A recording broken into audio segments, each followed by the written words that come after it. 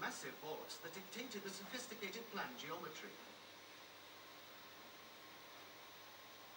Many examples of vaulted buildings still exist throughout the empire, but a likely comparison for those at Caerleon is the surviving frigidarium of the Cluny Baths here in Paris.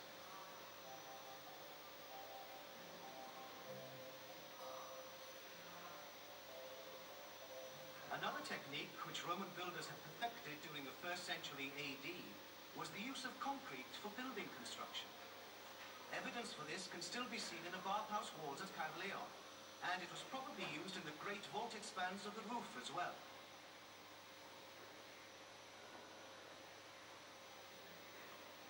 The method employed was gradually to build up two facing walls of coursed stone, packing the cavity with a dense concrete of rubble in mortar. Once this had reached about 1 meter in height, a levelling course of brick was laid across the whole width. The process was repeated each time the lower stage had set. In this way, the wall rose in horizontal stages, and there was no need for wooden shuttering to retain it.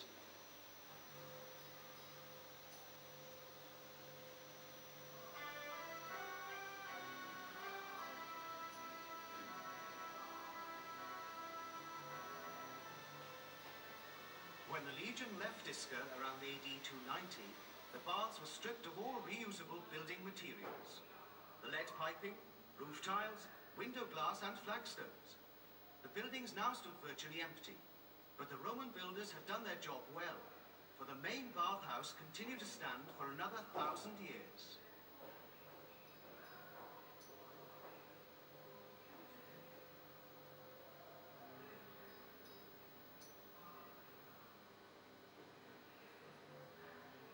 Dark Ages, the remains of this city of the legions became cloaked in legend.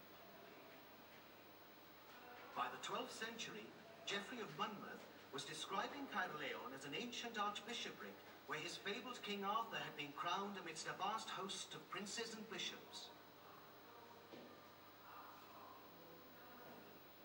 In 1188, when Gerald of Wales visited Caerleon, the remains were still evidently impressive.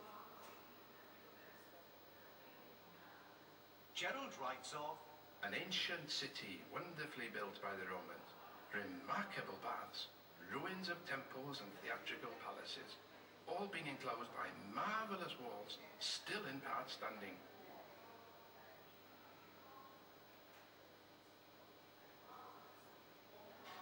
But by the end of the Middle Ages, all the standing structures had been plundered for building material, and modern Caerleon replaced Roman Isca.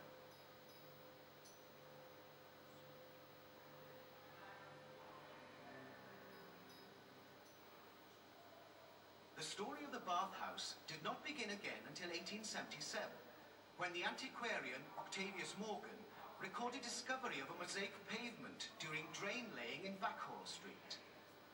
Its significance was not realized at the time, but a series of small excavations from 1964 to 1969 discovered the baths and revealed their extent. Full exploration of the parts on show in this building took place from 1977 to 1981. One of the most interesting features of that excavation was the exploration of the main drain. Its silt was carefully sieved to recover all the small objects which had been swept into it. These help fill out our picture of life in the baths. Counters for gaming, ladies' bone hairpins, glass oil flasks, even evidence of the food snacks sold to bathers.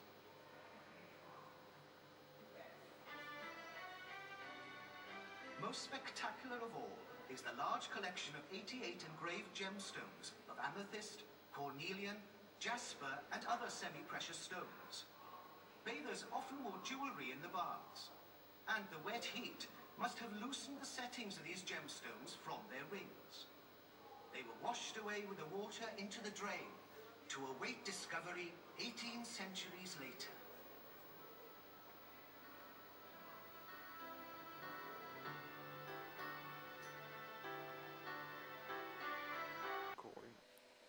And now we see the people of the Cardiff Museum again.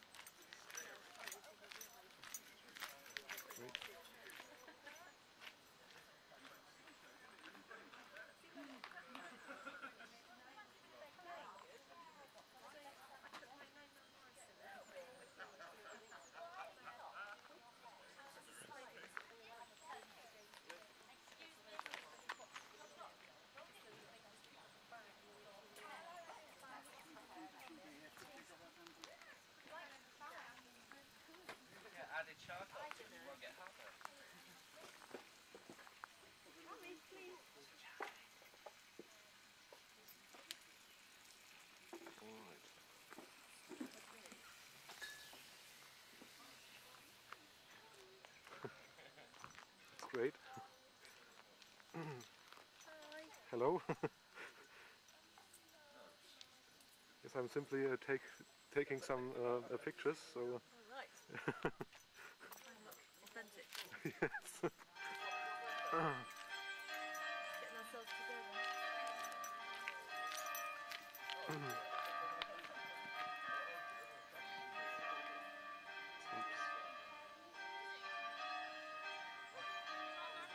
Okay. Our next station is the Langkayach Favre house, which is preserved in the 1645 state, so during the Civil War. This is the garden, and here comes the house. We will enter the house, but it is not allowed to film inside, although there are actors in contemporary dresses who explain and show quite distinctively how the spirit of this time was.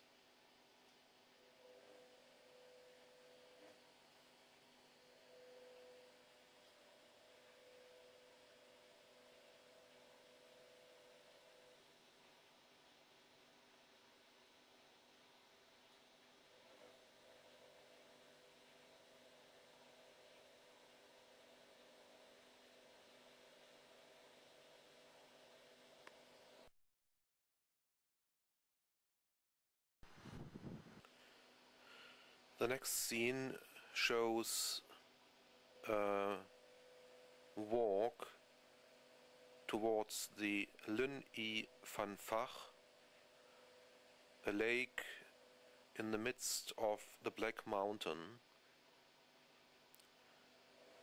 It's a quite remote place. At the slope of the mountain I found a shepherd who said that hardly anybody comes to visit this place, and you have to walk up the mountain for a quite long time to reach this very, very lonely lake.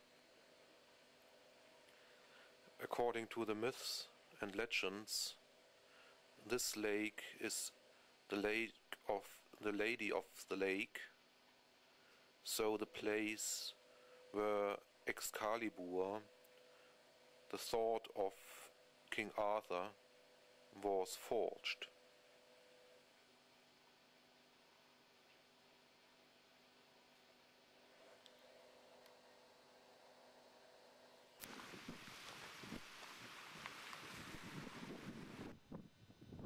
Now we are very close to the entrance to the lake valley, which is between these two hills. You see the top of the Black Mountain and a very